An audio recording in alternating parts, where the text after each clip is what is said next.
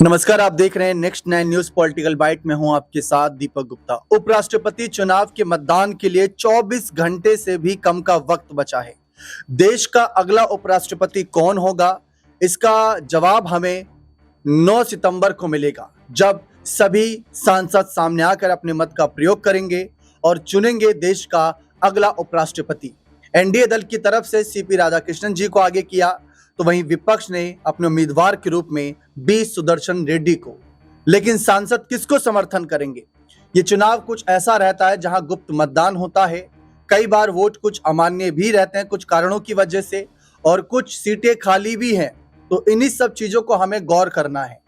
24 घंटे से कम वक्त बचा है, इसीलिए आंकड़े को बहुत अच्छे से समझने के लिए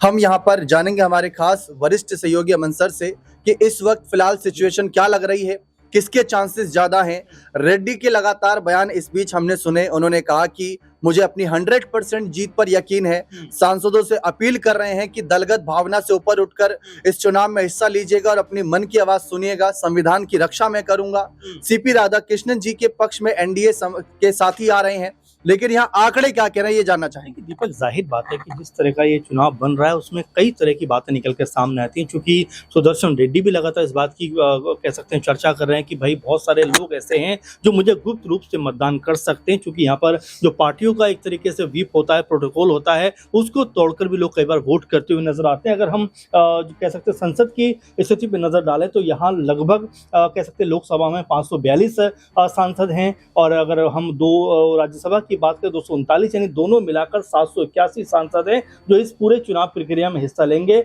और 391 जो वोट हैं वो जीत के लिए यहाँ पर हमें दिखाई पड़ते हैं। अगर हम थोड़ा सा इसको और देखें तो यहाँ नजर आता है कि एनडीए के पक्ष में लगभग 439 सांसद नजर आते हैं, तो वहीं इंडिया गठबंधन में ये संख्या लगभग 324 के आसपास दिखाई पड़ती है। इसके अलावा भी बीजेडी के 7, बीआरएस के 4, अकाली और यहाँ पर और भी कुछ पार्टियां जिनके पास 1 या 2 या कुछ निर्दलीय भी है। तो यानी कि ये स्थिति बनाते हैं कि ये किस तरफ जाएंगे ये उस वक्त तय होगा। लेकिन फिलहाल अगर दोनों का अंतर देखें तो ये लगभग 48 या कह सकते हैं 40 के आसपास का आंकड़ा बन जाता है, जो कहीं ना कहीं ये बताता है कि अगर यहाँ से 10 से 15 जो सांसद है उस तरफ हुए और 10 से 15 सांसद इस तरफ हुए तो स्थिति बहुत ज्यादा पलटती हुई या एक कह सकते हैं अलग रूप में हमें दिखाई पड़ सकती है। अगर हम इसके अलावा भी थोड़ा सा अगर हम इस तरफ ध्यान पड़े कि यहाँ नजर आता है कि 9 सितंबर को चुनाव है, 10 बजे शुरू हो जाएगा और लगभग 5 या 6 बजे के आसपास इसका परिणाम भी घोषणा हो सकती है। लेकिन जो महत्वपूर्ण इसमें बात है,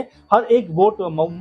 का मूल्य एक समान होगा। 2017 में देखिए, 2017 में यहाँ पर आंकड़े बताते हैं, और 2022 में भी कि 15 वोट क्या है, 2017 में तो जहाँ 11 तो वहीं 2022 में 15 वोट अमान्य घोषित किए गए थे। दीपक, ये एक बड़ा खेल यहाँ पर हो सकता है या बड़ी एक वजह यहाँ पर हो सकती है, क्योंकि ये भी कहा जाता है कि कुछ लोग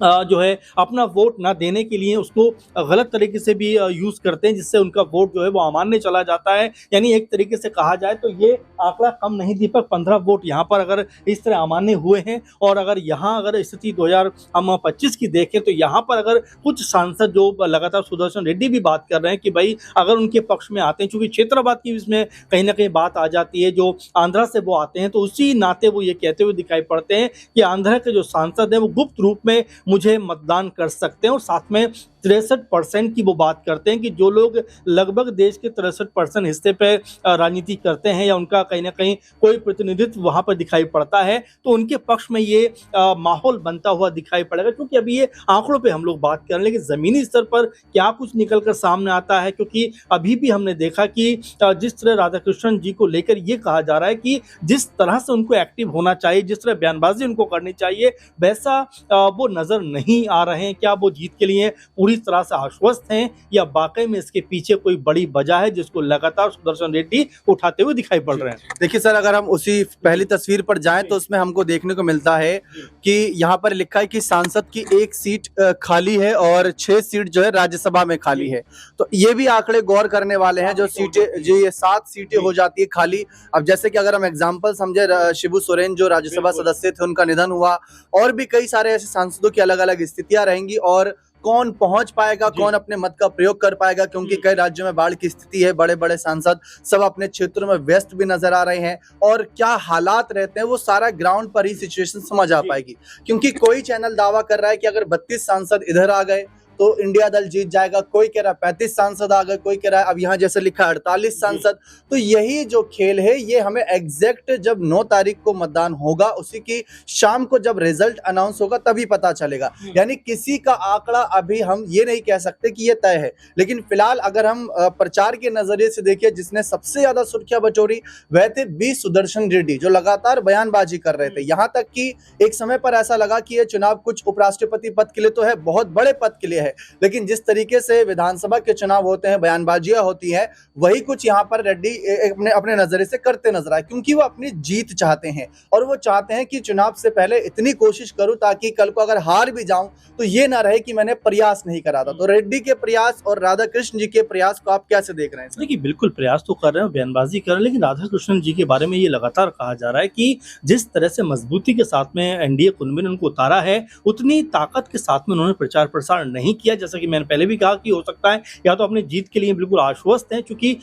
ये कहना कहीं ना कहीं ओवर कॉन्फिडेंट को भी दिखाया गया, क्योंकि यहाँ पर जो स्थिति बन रही है वो ये बन रही है कि अगर 20 से 30 सांसद यहाँ से वहां होते हैं या कुछ वोट अमान्य हो जाते हैं, जैसा हमने देखा 6-7 सीटें खाली भी हैं, तो ये कई आंकड़े ऐसे हैं जो ये स्थिति को परिस्थिति को पलटने में कामयाब रह सकते हैं। और ऐसा अगर होता है तो रेड्डी जो लगातार ये दावे कर रहे हैं कि भाई बहुत सारे लोग ऐसे हैं जो मुझे गुप्त रूप से मतदान करना चाहते हैं, मेरे पक्ष में आना चाहते हैं, तो यहाँ क्या कोई बड़ा खेल हो सकता है? क्या बीजेपी इस बाजी को अपने हाथों से निकलने देगी? क्या बीजेपी इतनी आसानी से हार मान लेगी? अपने आप में ये हास्यास्पद बात भी हो जाती है, क्योंकि बीजेपी एक ऐसी पार्टी है जो तमाम हारी हुई बाजियों को जीतना जानती है, और यहाँ पर भी शायद उनको पता है कि जो आंकड़ा उनके पास नजर आता है 439-40 का, ये बहुत बड़ा आंकड़ा है। 391 उनको जीत के लिए चाहिए। अगर 2-4-5 सांसद यहाँ से वहां हुए भी तो उनको कोई फर्क नहीं पड़ेगा। जैसा आपने भी कहा कि भाई अभी बाढ़ की स्थिति बनी हुई है, ऐसा नहीं है कि सिर्फ एनडीए के सांसद नहीं आ सकते हैं, कुछ इंडिया गठबंधन की तरफ से भी ऐसे हो सकते हैं। तो ये अभी मिली जुली प्रतिक्रिया है, लेकिन जो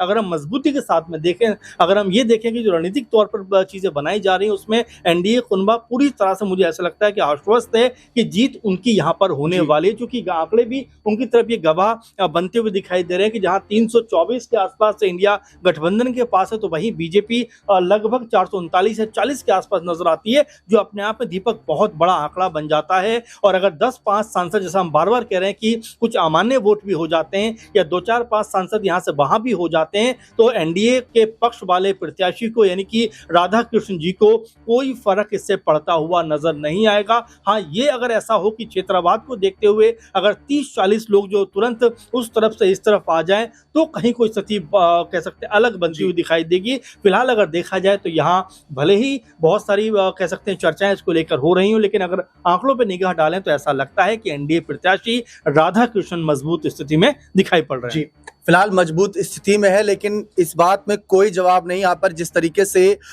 इस बार हालात बने हैं उसमें ये साफ नजर आ रहा है कि ये दिलचस्प माहौल है, क्योंकि विपक्षी दल ने जो स्थिति बना दी है, जिस तरीके से रेड्डी ने अपने आप को आगे प्रमोट किया, अपने आप को दिखाया कि मैं संविधान की लड़ाई लड़ रहा हूं, उसने पूरे इस चुनाव को दिलचस्प बना दिया। अगर क्या पता एनडीए सांसदों का मन बदल जाए, क्या पता इंडिया ब्लॉक के सांसदों का मन बदल जाए, क्योंकि वेंकैया नायडू के समय पर भी 20 सांसदों ने करीब क्रॉस वोटिंग करी थी, तो वो भी एक निगाहें सब पर रहेंगी। जैसा कि कहा, राधा कृष्ण जी तमिलनाडु से आते हैं और महाराष्ट्र के देखा जाए तो इस समय राज्यपाल रूप में नजर आ रहे थे, तो वहां पर भी उनकी स्थिति हो सकती, क्या पता शरद पवार के सांसद, उद्धव ठाकरे के सांसदों का मन बदले, या तमिलनाडु के डीएमके के सांसदों का मन बदल जाए, या ओडिशा के सांसद कहीं रेड्डी जी के समर्थन में आ जाए, तो कुछ भी हो सकता है। लेकिन फिलहाल हर दल ने अपनी स्थिति स्पष्ट कर दी है, लेकिन दल के मुखिया ने वो स्थिति स्पष्ट करी है, लेकिन जो सांसद हैं वो गुप्त मतदान देंगे, और गुप्त मतदान के बाद अगर वो क्रॉस वोटिंग भी कर देते हैं तो कोई ऐसी उनके खिलाफ ठोस कार्रवाई नहीं होगी, क्योंकि ये मतदान ही गुप्त रूप से होगा।